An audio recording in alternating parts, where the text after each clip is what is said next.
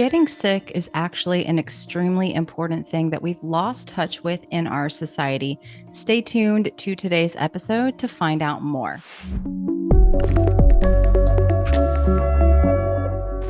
Welcome back. My name is Sarah. This is the Sarah Kleiner Wellness YouTube channel. And on today's episode, I have my friend and returning guest, Heathar Shepard, back on the show.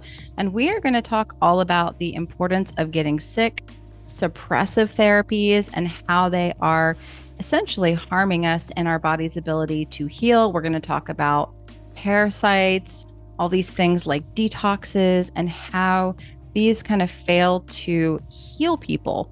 The problem with all of these things. Now, again, we're not against all of these things, but Heather and I really want to approach things from a little bit more of a root cause standpoint. So all of Heather's information will be linked down in the show notes for you.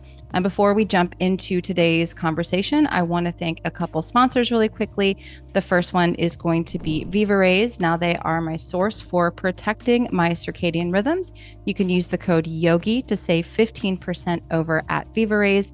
They also have amazing eye masks for helping you sleep better, getting that dark room, as well as low and non-native EMF earphones. So if you want to listen to this podcast without getting blasted with non-native EMF, check out their earbuds. The second sponsor is Upgraded Formulas. They are my go-to source for understanding the mineral balance in the body. Use my code YOGI12 or YOGI to save there. They also have awesome magnesium as well as potassium and a lot of great products. So again, Upgraded Formulas, use my code YOGI12 or YOGI if you've already used that one before. Let's go ahead and jump into today's episode.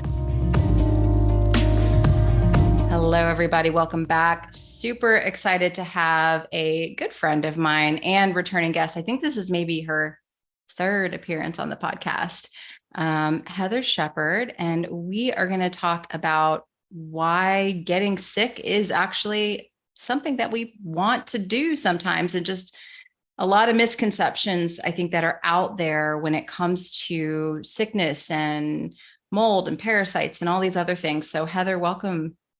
Yeah, thanks for having me back. I always love to be here, having a chat with you. Yeah. Heather is our family homeopath as well. I've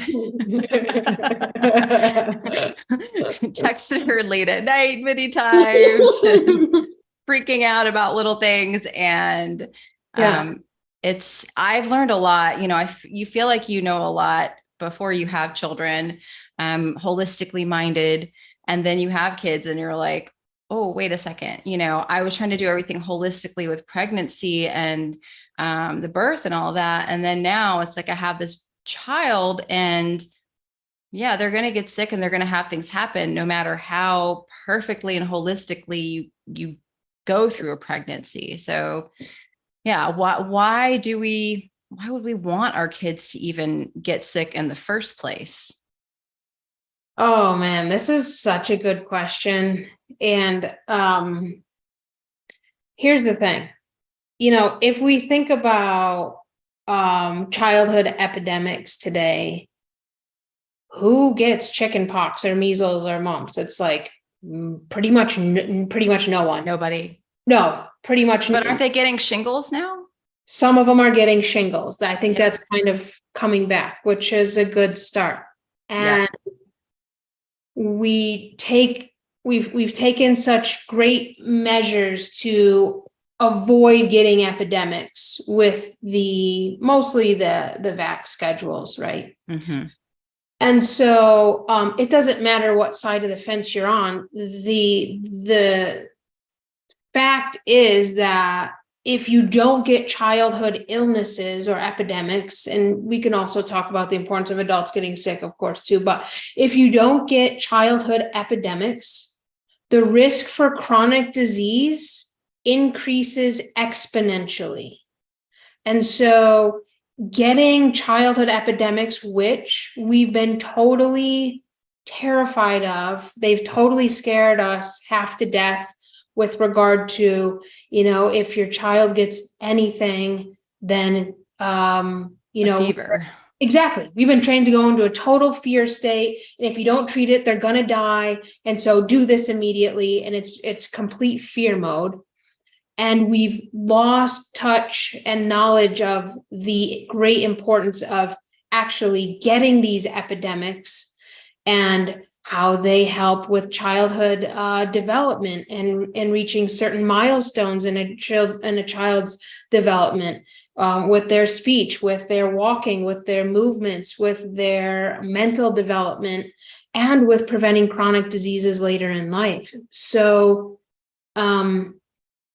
it's a real concern, and it's something that's not talked about too often because there's been a lot of fear around this topic for sure. Yeah, it's tough. I'm going to talk to my husband. I'm like, well, if they get a fever, we don't want to give them Tylenol. And he's like, well, they could get like meningitis, they could die. Like, Yeah. how do we draw that balance of like over medicating and then not doing a medication when there is an appropriate time for one? Like, I think that's the fear that a lot of parents, especially people like me who've kind of grown up under this brainwashing of like, you have to just suppress everything essentially. Yes. See, this is a really, this is, I feel like, a life skill that we need to recultivate on how to tell when to actually take action with regard to, say, some sort of Western medicine for your child and when to not. Right. And so that can start with having some knowledge about what's going on with your child, like the importance of fever, like just having a basic understanding of what to do in that situation, and what to look for in terms of red flags. If you give some sort of non-Western medicine for, let's say, a high fever, and it's been 24 hours and the fever hasn't gone down and the child's looking very dehydrated and so forth, okay, then it may be time for some other intervention. But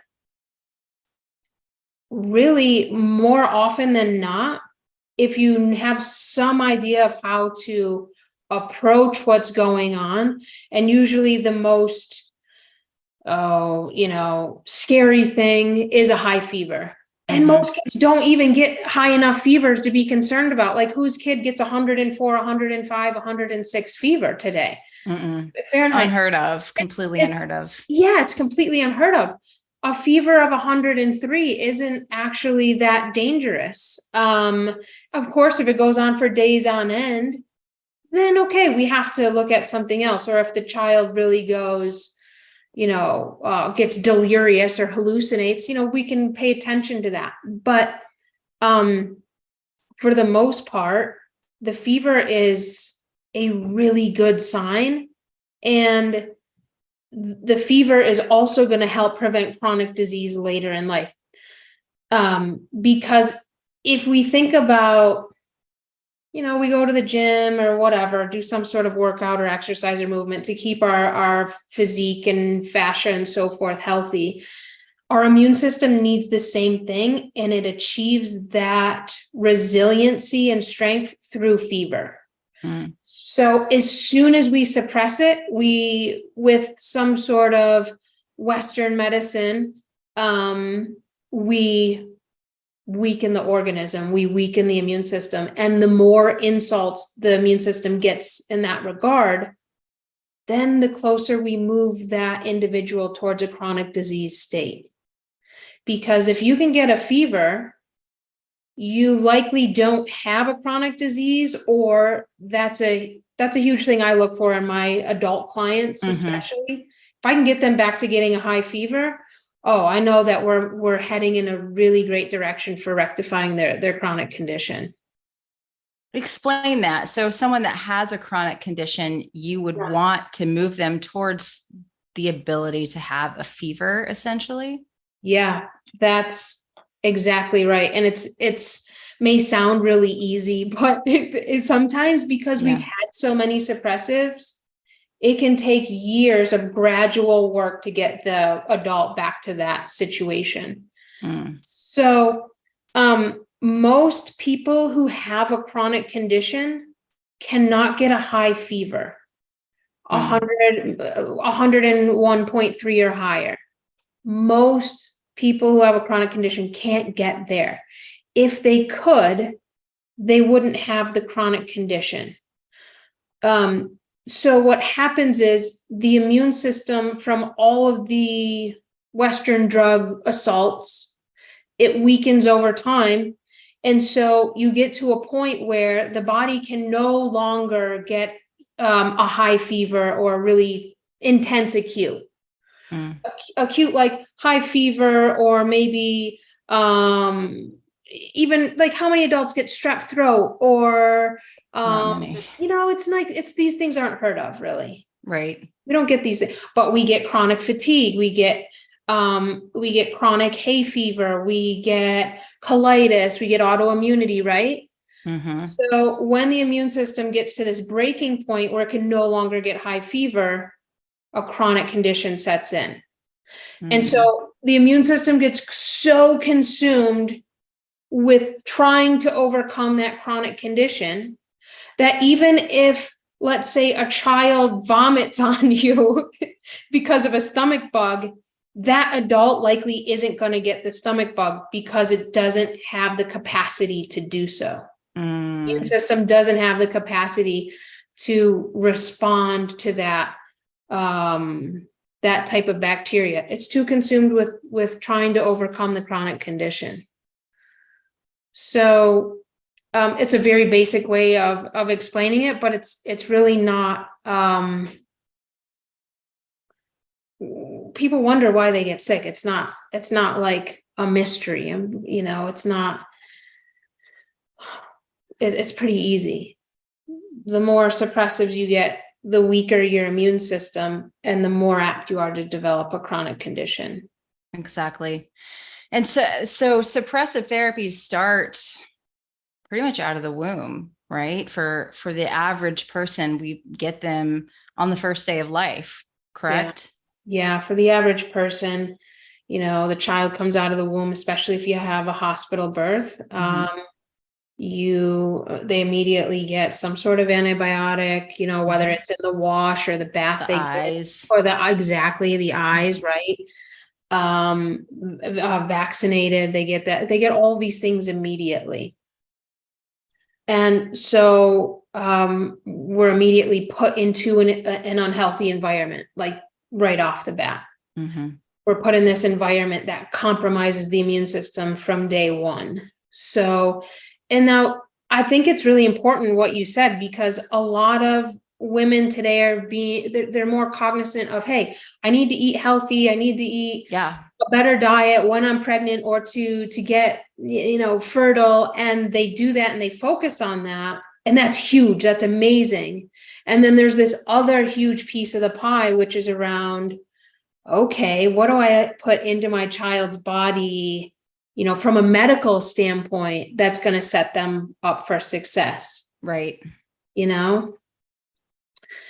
It's a big deal. And fear is at the just foundation of this whole thing as to why, I don't want my child to get chicken pox. I don't want him to get polio. I don't want him to get smallpox. I don't want him to get, we vaccinate for all. I mean, what's the schedule's like 72 plus over time. Yeah. It's so many. Yeah. And I'm nervous. I'm concerned about the direction that the health of our society is going because of that practice, and the focus and emphasis on that.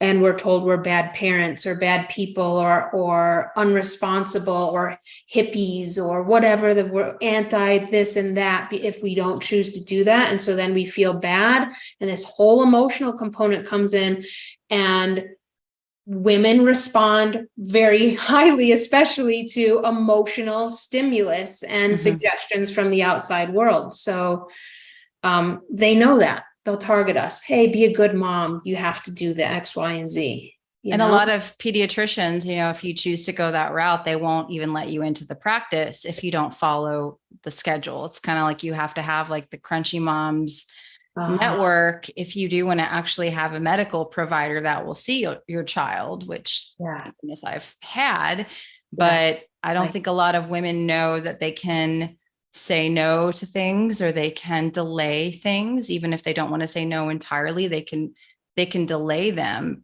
But the pressure that we put on these parents to do these things early, and a lot of it is crazy, and we don't question it because we think like, well, they have our best interest in mind, and they want to keep us well.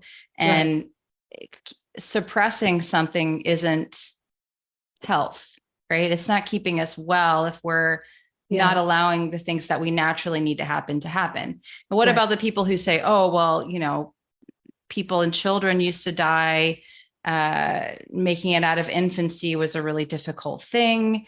So now we have modern medicine to help us through that. So how do you kind of counter that, that sort of an argument? Yeah, I think it's a good question. I think hygiene played a really big role. And we're well aware of, good hygiene practices now. And I also think that, while we know the detriments of EMF and so forth, the internet has been very helpful with regard to expanding our knowledge on natural health and natural remedies and other ways to approach our health and wellness, and these natural ways that actually weren't super available or accessible to people before the internet. So, and homeopathy is actually a very, new type of medicine. In a way, it wasn't really practiced widely until the late 1800s. That's relatively a new medicine. Compared to something like Chinese medicine or acupuncture was, over 2,000 years old plus. So I don't think the knowledge was there, or the accessibility, nor the hygiene practices. So I think those things play a huge role. And one thing I'll mention is that a lot of people say, oh, grandma and grandpa lived to be 100 or in their 90s, and they grew up on a farm, and but now they ate KFC or some sort of crap for the last 40 years of their lives, but they grew up on a farm. And I think there is something to that, of course, growing up on a farm and being in that environment. But also, grandma and grandpa weren't vaccinated. They didn't have these things. Well, I mean, me being born in 1979 versus my daughter, it's like I got very few compared to what her body got in a very short amount of time. I mean, it just makes me just shudder to think. And then even going back to my parents, what they got versus what I got, it's just, it's crazy. And, all the stuff that Robert Kennedy is now talking about, that we've been talking about for years and years and years, but actually telling people the laws and telling people the litigation around this type of thing. I think a lot more people are open to these types of conversations. Some people are going to just, continue, like my friends and family that still think I'm a lunatic for doing the things that I do. Robert Kennedy, we're just gonna he's crazy, he has bad politics, blah, blah, blah. They just would rather throw their heads back in the sand than listen to what he's telling us. I don't care about the politics side. I just don't even politics off the table with the conversation. I want to talk about what's been done to us as humans and how we have been deceived when it comes to these suppressive therapies and the damage that they have caused to people. So I just, it's tough, because I think there are some people that are, again, they're really ready to open up and have these conversations and look at more natural ways of dealing with their health, but there's still a lot of confusion. There's still a lot of, I'd rather not know. Let me just let me just do the natural, the regular route until I'm sick with a chronic illness, or I've got cancer and I've been given this scary diagnosis. Now I'm open to the natural approach. So I think what you and I want to do is help people before they get to that. That would be ideal. Yeah. That would be really ideal. Your longevity will increase vastly by doing it that way versus waiting till you have cancer to maybe, then maybe I'll change my diet, or maybe then I'll try homeopathy, or maybe then I'll try the sunlight recommendations and so forth, right? Yeah. The life expectancy will go way up if we catch it before then.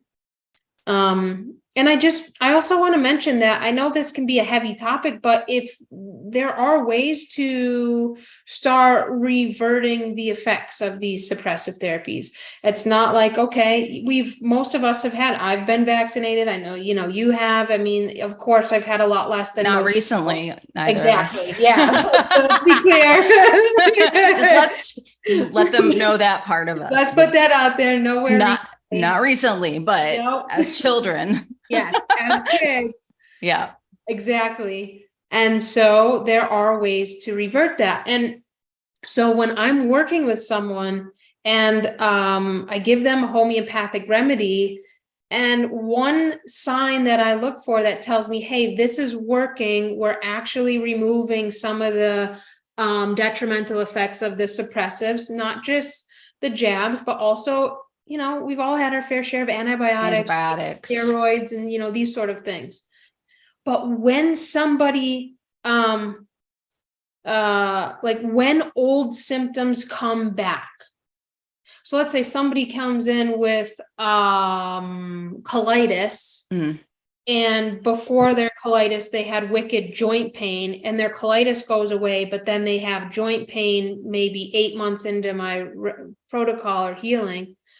That is a fabulous sign, because these suppressives create layers. So first you have, I don't know, let's say colic, and then you have eczema, and then, okay, so colic, and then you give an antibiotic, and then you have eczema and you give a steroid, and then you have bronchitis and you give an antibiotic. You see, all of these things create layers, because that, whether it's an antibiotic or whatever Western medicine, will suppress it. You take the drug, it's not that thing goes away, it's just that it's been suppressed. That's it. And so you can go on living your life. And so, but these things, they build, like, let's just envision a layer of bricks. So we have to remove those layers one by one. And if an old symptom comes back and a new one leaves when you're healing, that's an amazing sign, because we've then removed a layer, and here's the next layer, and we can now address that. And then we'll just keep going through the bricks. So that's a main thing I look for when I'm working with someone. I just had an individual with colitis, just bloody diarrhea multiple times a day on Western meds. I said, hey, listen, the Western meds are just suppressing this colitis here, okay? And I always leave this up to the person. If you're willing to pause the medication for 5 to 7 days, so we can see actually what your symptoms are, I can treat it. Then we can treat that. She did it. She stopped the medicine. The bloody diarrhea came back. We treated it with homeopathy. The bloody diarrhea stops in like 3 days. Wow. Okay. But then what happens after a month is this wicked acne comes back. She's had it, before the colitis, there's wicked acne. She's like, oh my God, I don't know what to do about this. I'm like, you won't have to have it forever, but this is an amazing sign. We are preventing the colitis from really getting to this heightened autoimmune state. And this is what we want to see. So hang in there, because we'll get to the acne, but this is the colitis healing. And so that is not taught in medical schools today. That is not taught at all. And that's an important thing, because people are always like, oh, I addressed that. I thought I already took care of that. I thought I already, healed that. And likely, if you're not experiencing it, it was just suppressed for. You there? Sorry, I guess my connection came unstable. So no worries. I don't know tell me where you left off. Basically you were saying that something showing up in the skin is a good thing, and that's not something we're really taught typically. Yeah, something showing up on the skin or old symptoms returning, that's an amazing sign. Mm. And sometimes we can get like, oh, I thought I dealt with that. I thought I already healed that. I thought I went through that. And typically it's just been suppressed. That's why it went away. Usually that's the case. And Got when it. it returns, when you're starting a healing process, that's something to be celebrated. Actually, you're moving away from chronic disease when something like that happens. Got it. Yeah. So I feel like what happens a lot of times with kids that get, say, eczema, you suppress it with a steroid, but then there's a lot of children that will then get asthma. Like, so does it, do things that we're suppressing, they kind of move, like, because you were saying we suppress this colitis issue and then it came out in the skin. So we're suppressing a skin issue. It will usually, will it pop up in a different organ? Okay, this is a good question. So if we usually as kids, we start off with things that are on the surface issues, eczema, skin issues, maybe sore throat, things that are really close to the surface. We suppress them and they move deeper into the deeper layers and the deeper organs of the body. So the more we suppress, this is why we move closer to a chronic disease with the more we suppress, because we shove it down deeper into the internal organs with the more suppressions we have. So, so like the colitis person, you treat the colitis and then the skin starts to have this reaction. Oh man, that's such a good sign because it's moving away from these deep internal organs to the surface of the body and it's coming out. And that's exactly what we want. And same thing with the eczema child who goes into asthma. If we can get that child back to eczema, that would be a sign that the asthma was healing for sure. Got it. Yeah. Yeah. So we basically have to, with homeopathy, it's not like you take this remedy and then boom, you're all clear. Right. Yeah. Sometimes you kind of have to go through layers of things in order to get back to that optimal place. Yes. And you should see improvements over time, but it's not going to be a miracle thing and a panacea where you take one remedy and you're like everything is washed away. You're like your pathogen slate is wiped clean. That's not how it works. It definitely works in these layer components, and it takes time to go through the layers. It takes months. It's not like an overnight or a week thing. It literally can take 6 to 8 months to clear a layer. Got it. Yeah. What do you think about allergies, like food allergies? These are like super common these days now. Like, what is that a manifestation of?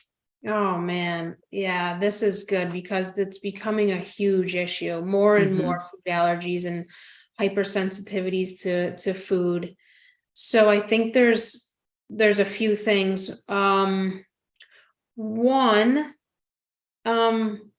One, I think that children born today, for the most part, are not as robust or healthy as children born in the past.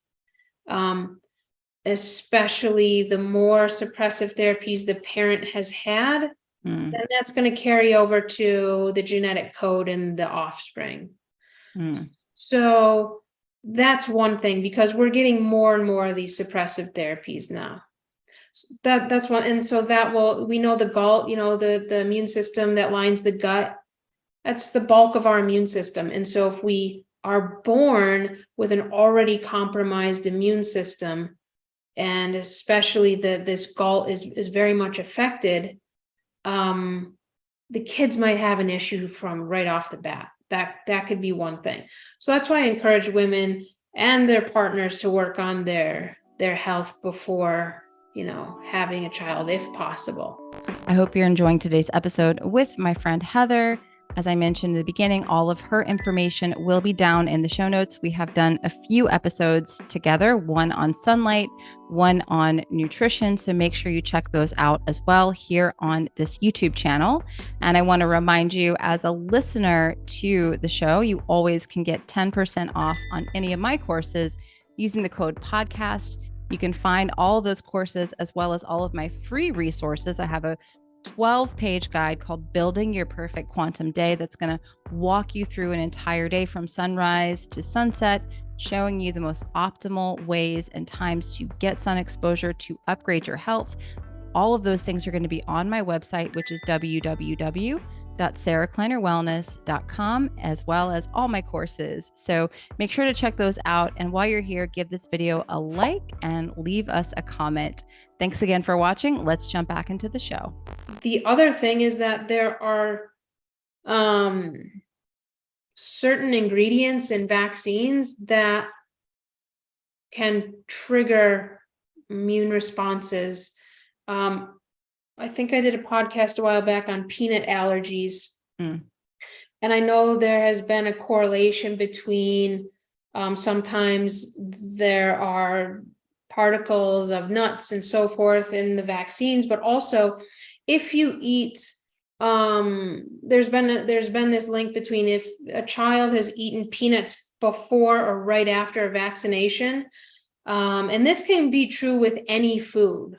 But they can have a response to that because their body eats that food right after or right before the vaccine, and then they're developing this immune response that, the vaccine's designed to give us this immune response, right, to create antibodies and so forth and protect us against certain pathogens.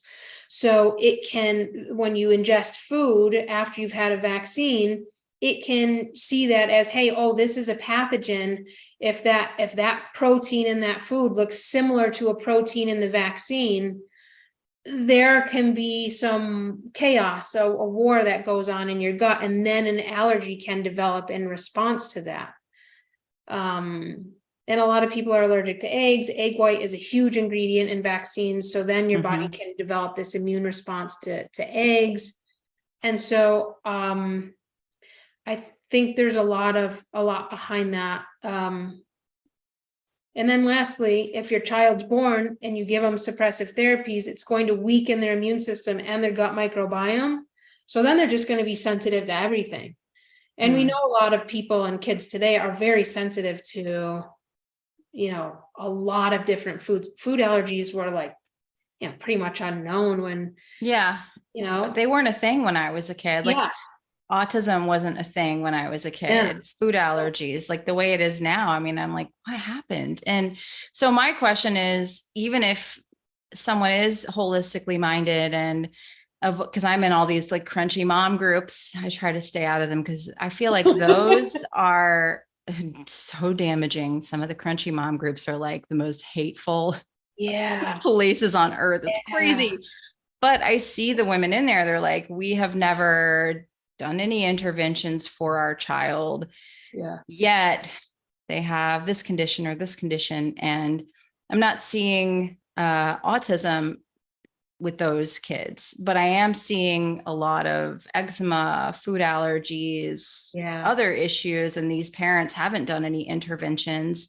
And so you're basically saying it depends on the mother. If the mother has done a bunch of suppressive therapies, if her gut microbiome is not up to par, because maybe she had to take antibiotics like before or during pregnancy, or all of those things can interplay in the health of the child, or even like the mother living in like a toxic environment. She's breathing in a lot of toxic air.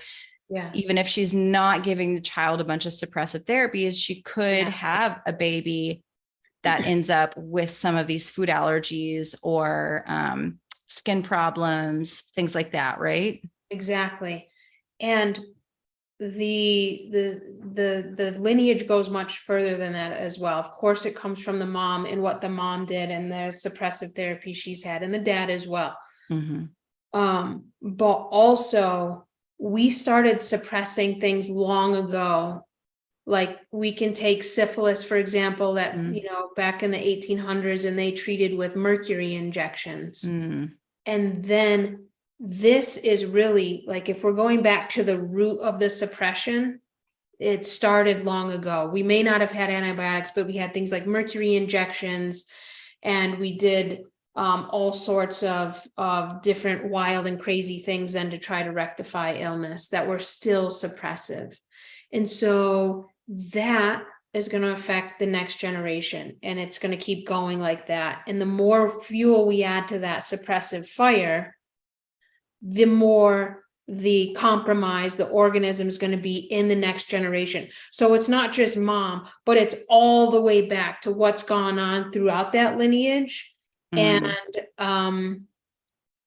And where we are today. So when you heal yourself, you're not just healing yourself, you're literally healing this total lineage of suppression over time. And so healing is a big deal when you really dive into it, because yes, it's about you. Yes, it's about your child, but it's also about this whole lineage on both parents' side that have been suppressed through, a few hundred years at least. Right. Yeah. And then you're always like, because we've done homeopathy for both kids with you, you always ask about like the emotional state of the child, or were they this or were they that? And my question with that is like, how much does like trauma that's been passed down? Because I know my parents, not my parents, my husband's grandparents jumped the fence in Poland to escape the Holocaust, like barely made it out of Poland alive, came to New York and started a grocery store. Wow. But I think about that with him all the time, it's like, how much of that, like you're running for your life, jumping over a fence, escaping the Holocaust, how much of that kind of gets handed down? And just people in general. I mean, people have all over have been through these horrible, traumatic things. They're people that came before them have, Yes. Yes. How I look at that in, let's say I'm doing an intake with someone is, so if we see a pattern of intense mental emotional disorders in a lineage, like maybe schizophrenia or even drug abuse or alcoholism, intense alcoholism, intense drug abuse, that tells me that there has been a lot of suppression and trauma, and it's penetrated deep into the organism over the generations. Because it's no longer just affecting the physical body. It's not just like, oh, I have eczema. It's like there's this lineage of a deep mental emotional state that's developed. And so that can reflect, when we see say schizophrenia or suicidal depression, when we see these multiple family lineages of this, that can be a red flag of things like what you're describing. Sometimes if the organism is strong enough, they can overcome things like that, even a really traumatic experience. But the more compromised the organism is, even sitting in a traffic jam, they're going to have an anxiety attack. They can't, so it really depends on the strength of the organism. And if you have an anxiety attack sitting in traffic, believe me, I've been there. It's like you can do stuff about that, but it just says, hey, it's not just you. There's a whole lineage to deal with. And unfortunately, our world and our medical system hasn't been set up that way, but now it's shifting and we can address those things. I don't know if that answered your question, but it's a really good question.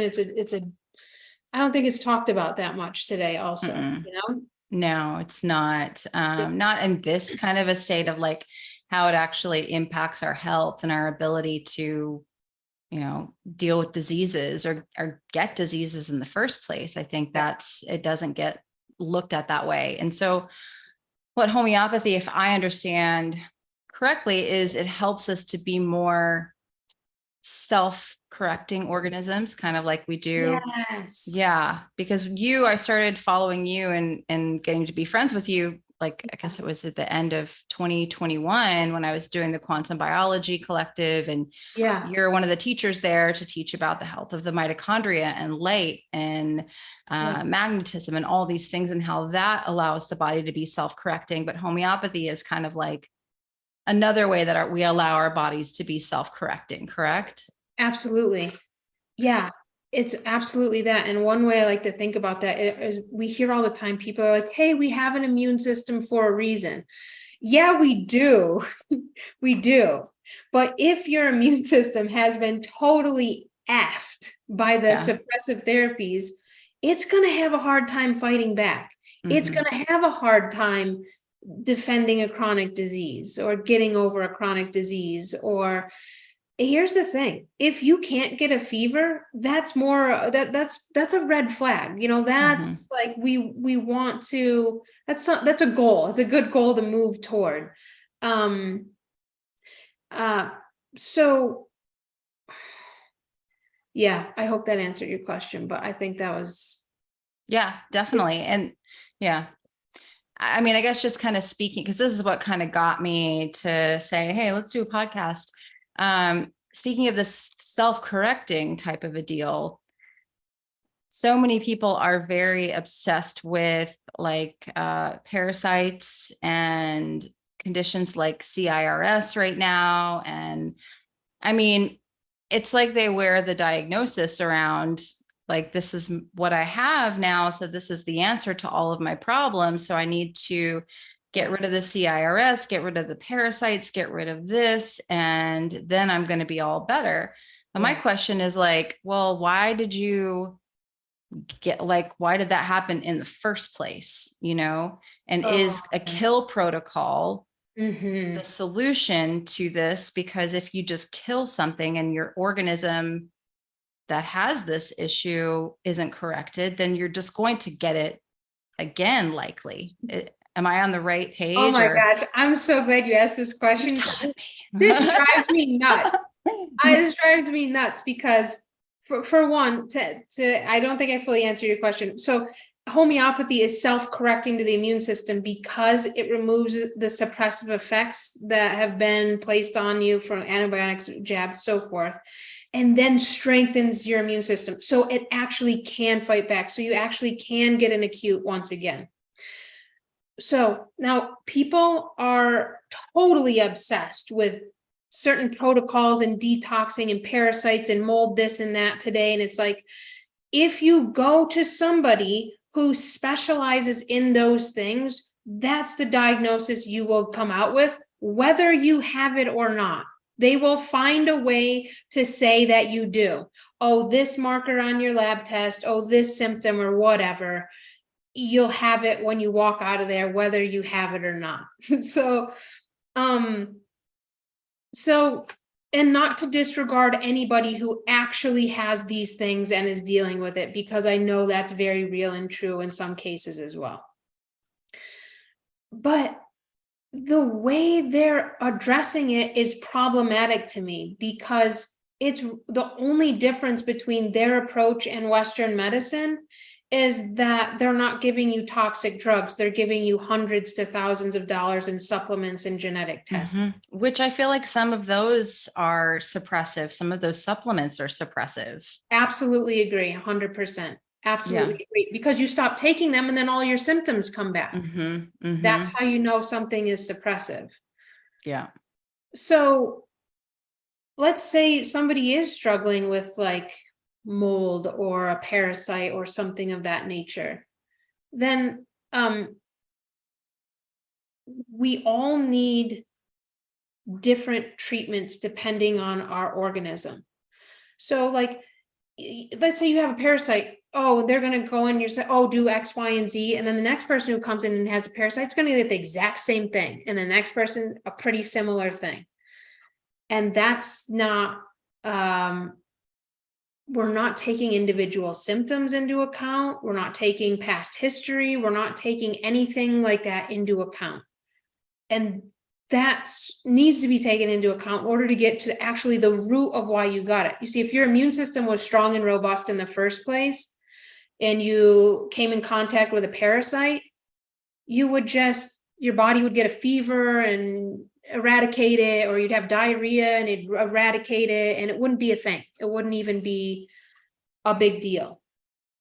But because we've had so much suppression, now we come in contact with something like mold or a parasite, and we have these ongoing, nagging symptoms that we can't get rid of because the immune system isn't strong enough to elicit a reaction to get rid of the pathogens. A high fever helps. Pathogens can't survive 102 degrees Fahrenheit. They can't survive. That's your body naturally getting rid of these things. So when somebody comes to me and they struggle with mold or parasites, I have to take in each person's individual symptoms, their mental, emotional state. It's a whole thing. It's not anybody who says it's as simple as just like do some lab work and take these supplements. I'm sorry, they're taking you for a ride. That's how that's not an effective or in-depth way to really get to the heart of what's going on. And they scare the shit out of people if they don't do the protocol. Fear across the board, whether it's Western medicine, whether it's functional medicine, there's a lot of fear all across the board. Yeah, I've gotten to the point where I don't really feel like functional medicine is a heck of a lot better than allopathic, and it's more expensive and people are more bought into it because they've decided I'm not going to follow the regular medical route. I know it's wrong, but then here's this other route. And I mean, they end up spending, I've fallen into it before, and you spend a ton of money on lab testing. Absolutely. And then you have to buy the supplements, which is like another like $1,000 plus a month. And then you come off the supplements and everything is worse, or that you take the supplements and nothing really gets better. And so it's just like, you've got all these labs and it's like, well, now I know I have all these problems, but then what do we do about it? And it scares people. It really does.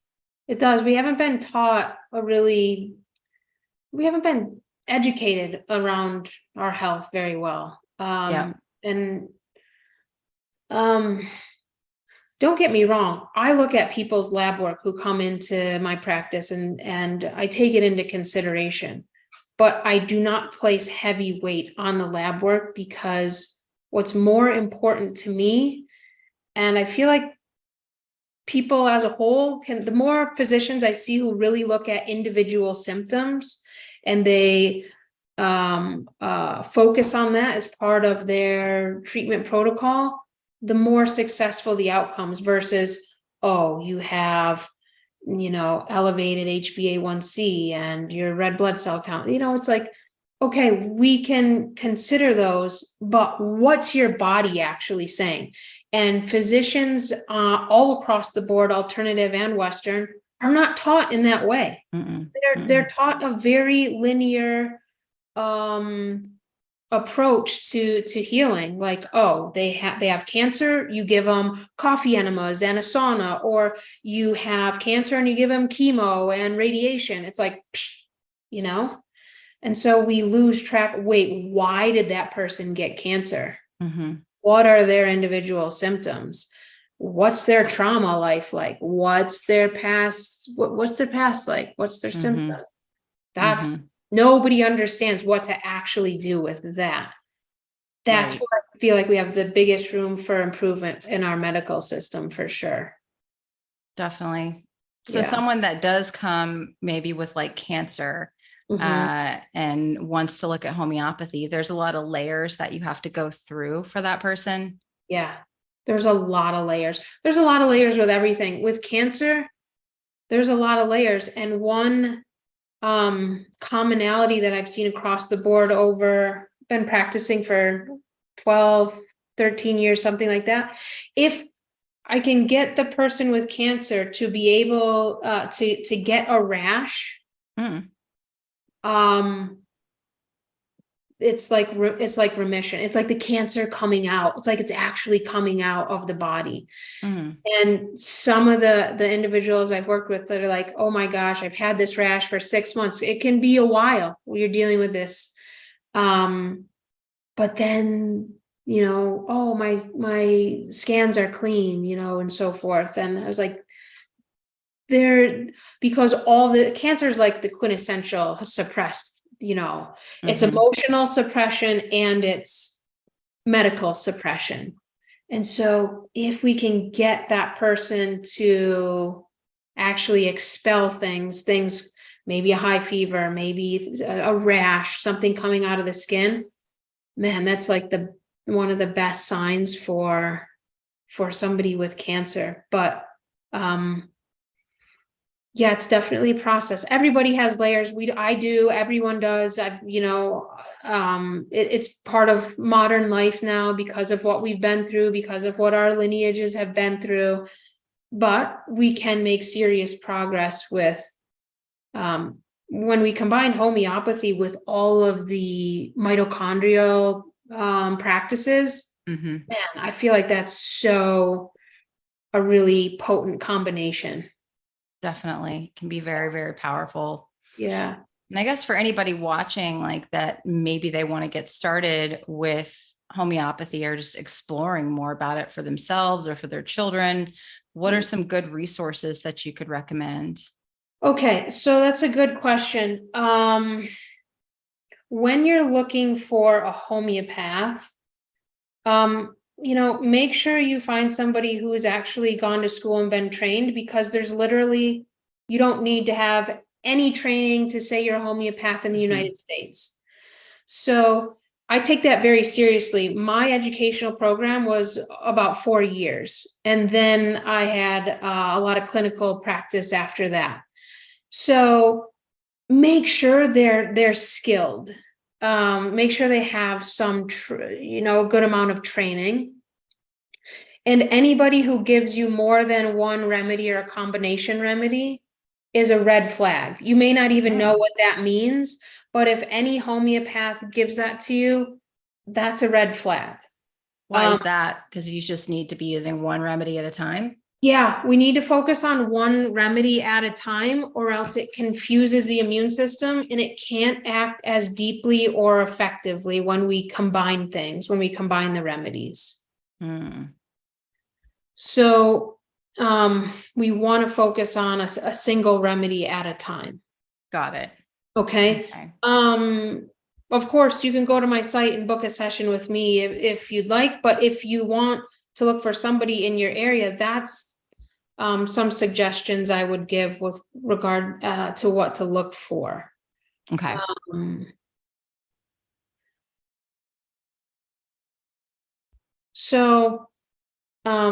And I also have a practitioner training program where I teach people how to be homeopaths. So if that's something that lights your fire, I have a new program starting this September. I start a new one every September. So, yeah, that's what I would suggest. And take a listen to my podcast, because I talk a lot about homeopathy. You'll get an idea of what to look for in a homeopath, or how to start using this medicine yourself or with your family by, through the podcast, because I give some good detail there. So that could be helpful as well. Those are some of my suggestions. Yeah. Awesome. I love it. Well, I'll definitely link those in the show notes below, but it's been a fun conversation. And I think just good to kind of throw this out there and offer people a different point of view now that people, like we were talking about in the beginning, they are a little bit more open to more of these conversations, and possibly even seeing the danger of some of these suppressive therapies. So yeah, absolutely. Yeah, I'm glad we had the conversation. I think it's been eye-opening since the recent jab movement too, because so many people are starting to have side effects. I know my sister buckled under pressure for her job with regard to getting it, and went into anaphylactic shock after getting it. Oh, wow. And now has been recovering for the past 2 years using homeopathy to help her get that out of her system. It's been a whole thing and a journey. And I've seen many cases, not exactly like that, but of something going awry, chronic UTIs, joint pain, colitis, etc., after getting the recent inoculation. So I mean, Carrie and I, we even have a section in our fertility course now awesome to explain, and help people detox from this, because I mean, there's been a huge surge in infertility since Yes. 2021, like Oh huge. man. Yeah. And it's a major problem that, that protein gets into the reproductive organs. And yeah, Wow. I'm so glad you very, guys are offering that. That's oh great. yeah. Oh Good. yeah. Good I for feel like you. we have to, because Yeah. we get people that come to us all the time and they're like, well, now I can't get pregnant. It's like, Oh man. well, Yeah. yeah, yeah. So it's Good for something you that, guys. I think that's really needed. That's great. yeah, as a practitioner, I think you have to be aware of that as a possible Yeah. cause of chronic health conditions that people might be experiencing. Absolutely. Oh, 100%. Yeah. Yes. Yeah. Yeah. Awesome. Awesome. Well, thank you so much, Heather. It's been wonderful as always to chat. My pleasure.